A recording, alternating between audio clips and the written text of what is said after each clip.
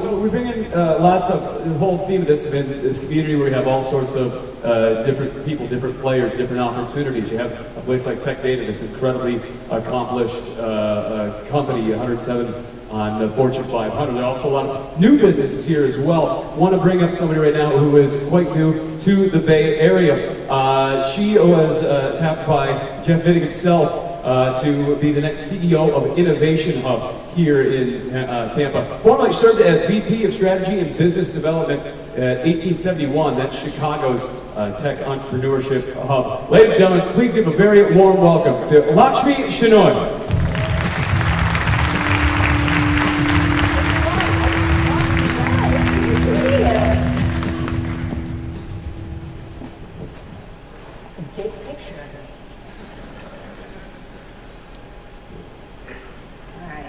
These slides I get going.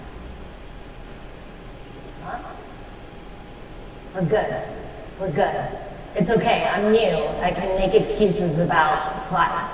But my name is Lakshmi Shenoy, and we may not have met yet because I just moved to Tampa Bay last month. I came to Tampa Bay because Jeff Vinnig shared the potential he sees in Tampa Bay with me, and I was inspired by that vision. And so I stepped forward and said, yeah, I'm going to come here and build the new innovation hub that's going to be in Channelside. So today, I wanted to spend my time today to share where I've come from, which will help you understand the vision for what I see for the upcoming hub. So here's one thing you should know about me. I love new ventures. I believe entrepreneurship is an equalizer, and that anyone with an unwavering drive and well thought out solutions to a real problem can build a company. So for the past 4 years, I served on a leadership team at a place called 1871 in Chicago. 1871 is the year of the Chicago fire, and for those of you who are not from Chicago, the fire destroyed the city.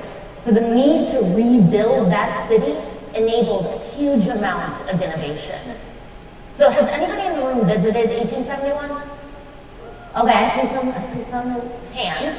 For those who visited, you know it's a really special place. It became the central gathering point, the physical space for early stage technology startups and many different stakeholders that are required to help startups grow, including over 100 corporate customers, 8 headquarters for venture capital firms, 8 universities that gave access to their faculty and students, and over 1,000 events each year around the topics of innovation, entrepreneurship, and technology for the public.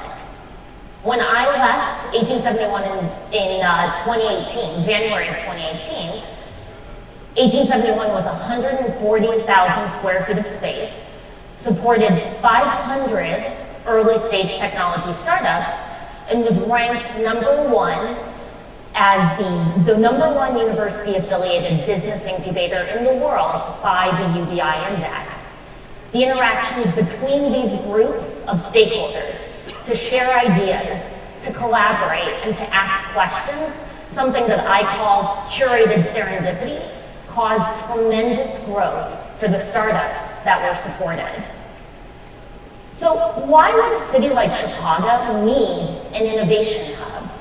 1871 was launched in 2012, and at that time, Chicago, like Tampa Bay, had numerous university programs, government initiatives, incubators, accelerators, and co-working spaces. But there were some key issues that Chicago was fighting to resolve, and I'm going to go through them, and you can let me know if any of them resonate with you here. So #1 was brain drain. The University of Illinois has a top 5 computer science program and has incredible alumni. You may be familiar with the following companies: Netscape, Andreessen Horowitz, Oracle, PayPal, YouTube, Yelp. All of these founders had Illinois roots, and none of those companies were founded ago. #2 was lack of investment. This map shows investment per capita. When you control for metro size, you see that Chicago was behind smaller markets. A lack of capital is a huge issue for retaining and attracting strong companies. Let me know if this sounds familiar to you at all. And number three, a lack of identity and no mouthpiece to share the region's story. In Chicago, we needed an identity to be known for something within the startup space. Other regions were doing a better job of creating an identity, whether it was based on resources or industry verticals. With an identity, a region can be recognized on the map and can begin taking mind share of prospective companies and prospective talent. So that's where 1871 came in.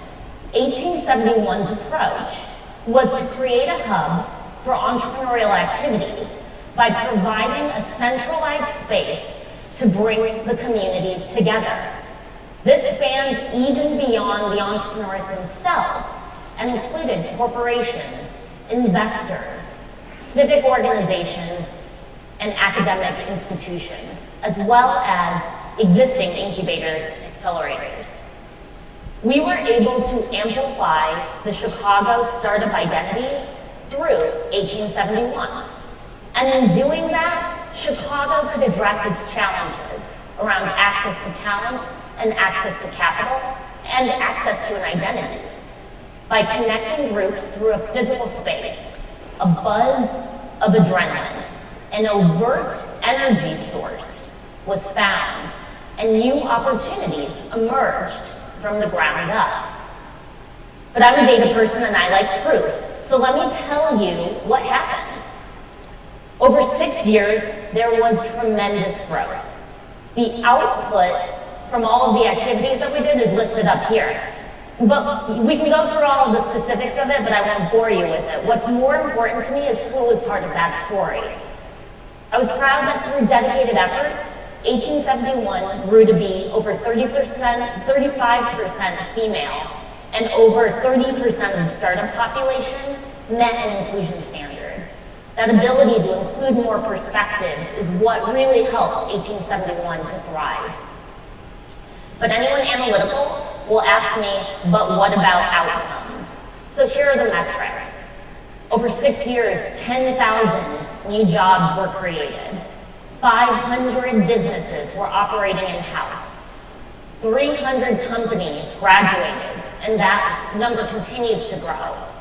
$350 million in investments have been made to date.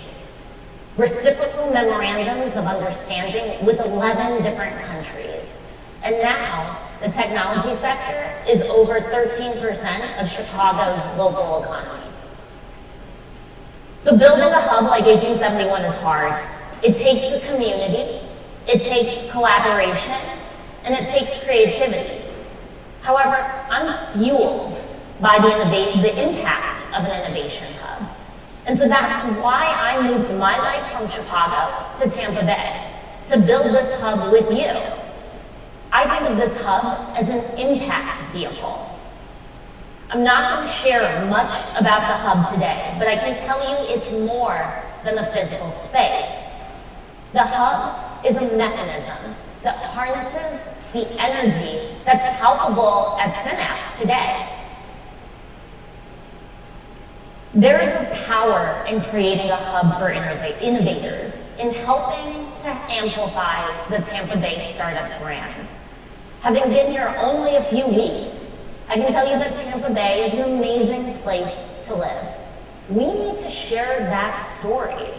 We need to start to make sure that talented entrepreneurs and high-achieving talent are starting to think about Tampa Bay as a place to build their companies and move their lives. We want them to choose us over Silicon Valley, over New York City, over Denver, over Austin, over Nashville, and over Atlanta, and even over Chicago. We want them to romanticize our life in Tampa Bay, our sunny days, our beaches, our new urban livable areas, our cost of living, and decide to build their companies and their lives here in Tampa Bay. These 2 days alone, I've seen that there's already so much happening here in the startup space and the overall innovation space. And I want to help us continue to strive to reach our full potential. The entrepreneurial spirit and the sense of community here in Tampa Bay is inspiring. There's something happening here and you can feel it. I'm excited to use that energy, build the hub together with you. So I want to thank you for inviting me here today. And I also give you my sincerest thank you for welcoming me into this energizing community. And I can't wait to welcome you into the hub. Thank you. CEO of Innovation Hub, Lakshmi Shenoy.